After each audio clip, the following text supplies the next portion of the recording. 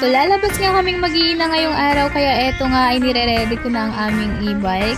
Dahil nga may nakapark dyan ay tutulak ko na nga lang itong aming e-bike ng mano-mano dahil feeling ko ay mas tansyado ko kapag ganitong aking gagawin.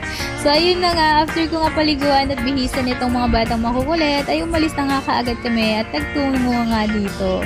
So ayun, pagkadating nga namin ay nagtimbang na nga kaagad si Kuya Oshar at eto namang pusa ay nanggugulo, gusto din magtimbang.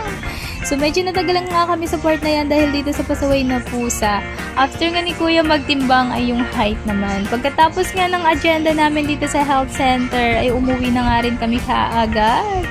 So pagka-uwi nga namin, ayan, nakasalubong nga namin si Kuya na nagtitinda ng scramble. Kaya tumabi nga muna kami at bumili ng scramble. Sino ba naman hindi mapapabili sa sobrang init ng panahon ngayon?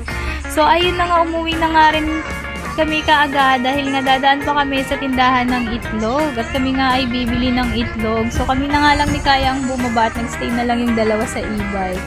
Pagkatapos nga namin dito ay nagtungo naman kami dito sa water station para ihatid ang aming galon. So ayun lang.